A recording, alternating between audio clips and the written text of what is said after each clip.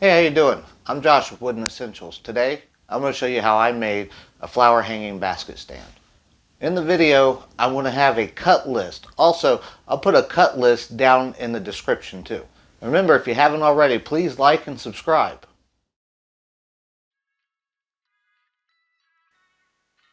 Starting off, I am cutting down a 2x10. If you want to build this, you won't need something that big. It's something I had just laying around in the shop, so I decided to use it and not buy any more lumber. I have a cut list popping up on the screen. Feel free to pause and write it down if you feel like making this. You can get these pre-cut at any big box store. I'm not sure how many cuts until they charge, but I do know you can get a couple cuts for free. You can also make these cuts with a miter saw or circular saw, no table saw needed.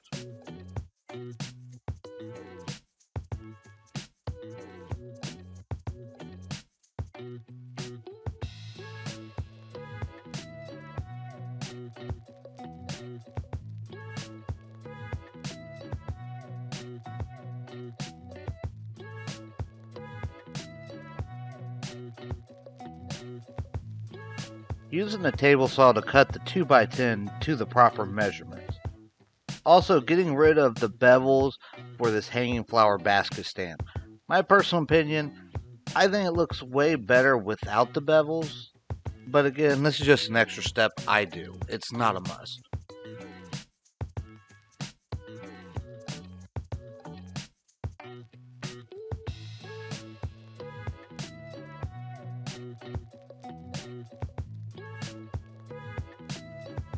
Setting everything up to be put together. The 2x8 goes on the bottom, and one of the 2x6s goes on top of that one. Then I'll center the 2x6 on the 2x8. After that, I will trace out the corners with my pencil so that way when I apply the glue and screws, it's easier for me to align everything together.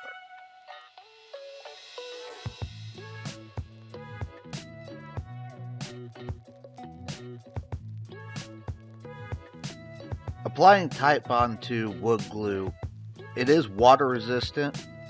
I could have used Titebond 3 because that is actually waterproof, but I built one of these about 5 years ago and I used Titebond 2 on it, and it's still holding up today really nice.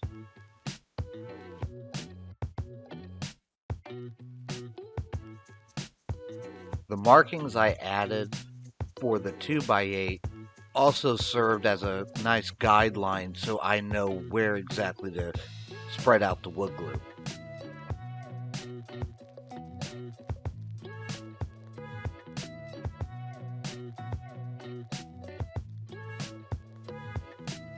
Double checking my markings because the boards like to slide easily with wet wood glue.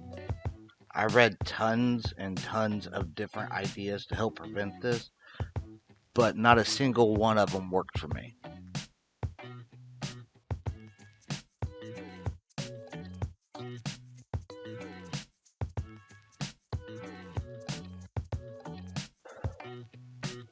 After adding all the clamps, I will pre-drill and add a countersink.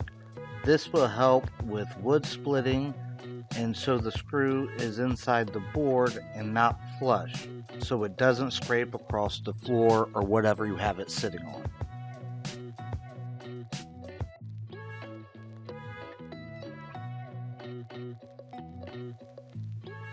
After I add the screws, I could go ahead and take off all the clamps because the screws will act like clamps.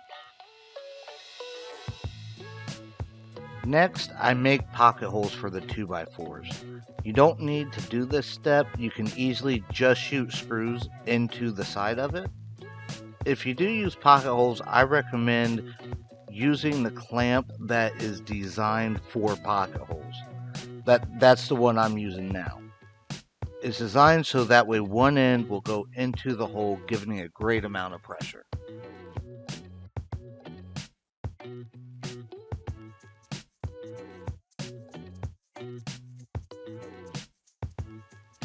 When screwing it together, make sure the longer 2x4 sits on top of the smaller 2x4.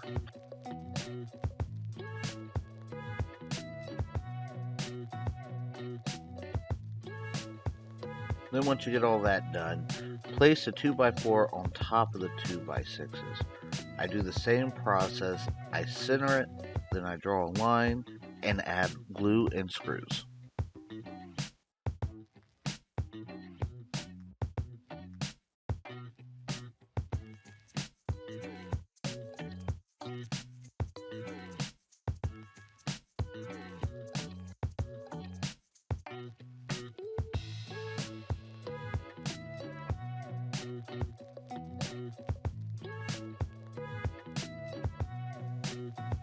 Once that's finished, add the last 2x6 to the top.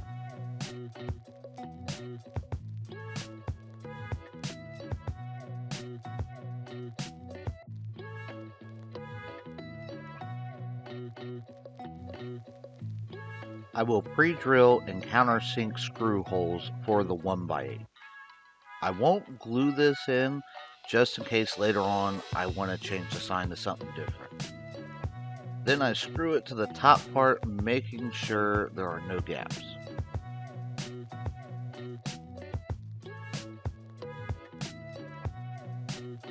Next, I will add plugs to the pocket holes, gluing them in place. I only use these if the pocket holes are going to be exposed.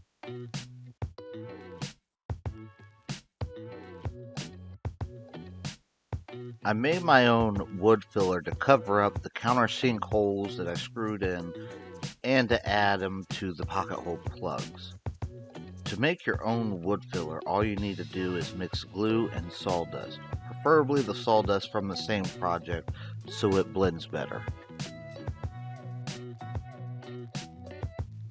Once the wood filler dries, then I sand everything to 220, giving a nice smooth surface.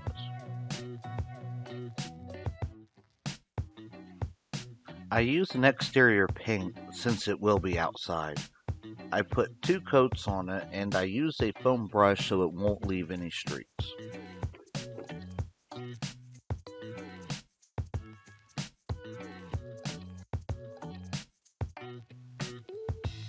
Putting a temporary adhesive on the stencil. Once it gets just tacky enough, I will find the spot I want and place it on top. Taping it all up so the spray paint won't go all over the sign. In the past, I have tried different ways to do this, but the only way I found that really works is spray paint.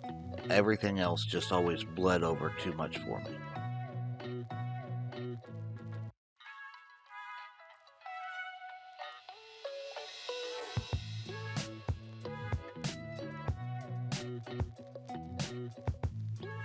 Once it's dry, go ahead and remove the stencil, line it up and screw it in place.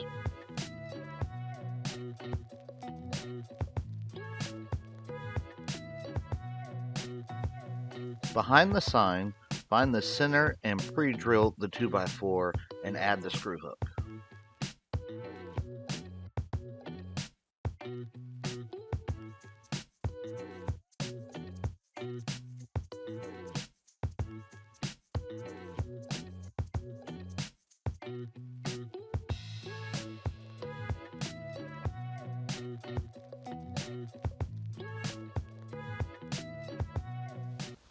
Thanks for watching, and don't forget to go to my channel and check out other videos I've made.